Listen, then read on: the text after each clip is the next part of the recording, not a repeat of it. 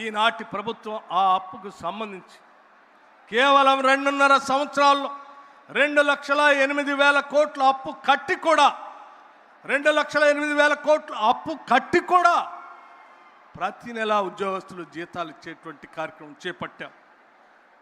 ఆనాడు ఉద్యోగస్తుల కోసం 10,000 కోట్ల రూపాయల బిల్లులు పెండింగ్ పట్టిపోతే ఈనాటి క్యాబినెట్ ముఖ్యమంత్రి రేవంత్ రెడ్డి గారి నాయకత్వంలో ఉన్నటువంటి క్యాబినెట్ ఆలోచన చేసి రాష్ట్రంలో పనిచేస్తున్న ఉద్యోగస్తుల బిల్లులన్నీ కూడా క్లియర్ చేయాలని నెలకి 2,000 లెక్క దాదాపు 6,000 కోట్ల రూపాయలని అప్పు కడుతూ కూడా వాళ్ళకి పెండింగ్ బిల్లులు క్లియర్ చేస్తూ మొదటి తారీఖు నాడే జీతాలు ఇచ్చే పరిస్థితుల్లో రాష్ట్ర ప్రభుత్వం పనిచేస్తూ ఉంది.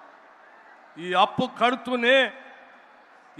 కడుతూనే ప్రతి నెల జీతాలు ఇస్తూనే పెండింగ్ బిల్లులు ఇస్తూనే ఆనాటి టిఆర్ ప్రభుత్వంలో ఉన్నటువంటి షాదీ ముబారక్ బంద్ చేయకుండా, కళ్యాణ్ లక్ష్మి బంద్ చేయకుండా వాటితో పాటు ఈరోజు కాంగ్రెస్ ప్రభుత్వం రూపాయి పోగేసి అనేక సంక్షేమ కార్యక్రమాలు చేపడుతూ ముందుకు పోతున్నాం.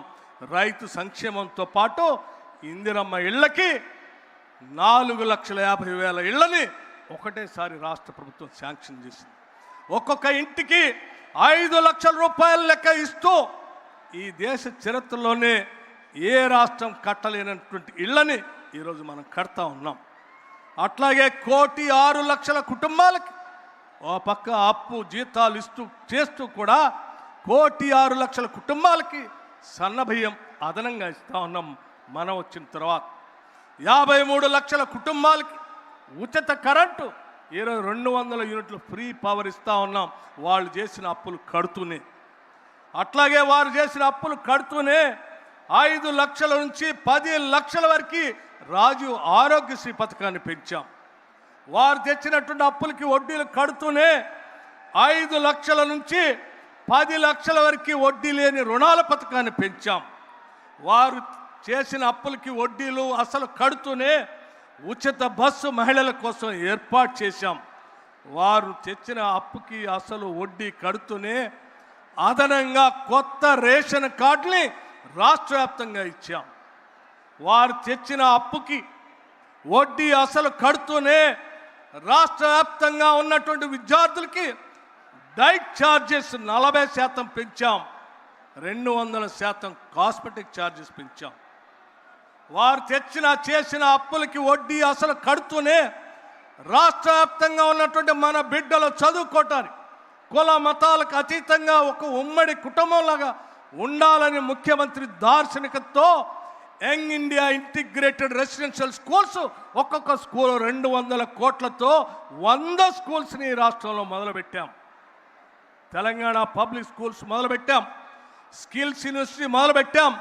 ఇవి కాకుండా 27 లక్షల మంది ప్రభుత్వ పాఠశాలలో చదువుతున్న విద్యార్థులకి మధ్యాహ్నం ఉదయం పూట అల్పాహారంతో పాటు ఒక గ్లాసు పాలు, రాగి జావ కూడిన ఒక గ్లాసు ఇచ్చే ఏర్పాటు చేశాం.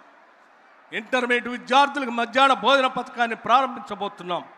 చివరికి రాష్ట్రంలో ఉన్న 1,15,00,000 కుటుంబాలకి ఏ ఒక్క కుటుంబాన్ని కూడా వదిలిపెట్టకుండా ప్రతి కుటుంబానికి 5 లక్షల రూపాయల లెక్క ఇందిరమ్మ బీమా పథకాన్ని ఈ రాష్ట్ర ప్రభుత్వం మీ అందరి కోసం అమలు చేయబోతుందని చెప్పడానికి కూడా నేను సంతోషిస్తూ ఉన్నాను. ఇవన్నీ ఎందుకు చెప్తా ఉన్నానంటే వారు సర్వనాశనం చేసిన ఆర్థిక వ్యవస్థని, పాలనా వ్యవస్థని అన్నిటినీ గాడిలో పెడుతూనే రూపాయి పోగేసి అటు మహిళల కోసం, ఇటు రైతుల కోసం, పేద బడుగు బలహీన వర్గాల కోసం, విద్యార్థుల కోసం, చివరికి అన్ని కుటుంబాల కోసం ఆలోచన చేసి ఈరోజు పెద్ద ఎత్తున ఇన్ని పథకాలు తీసుకొని ముందుకు పోతా ఉన్నామే.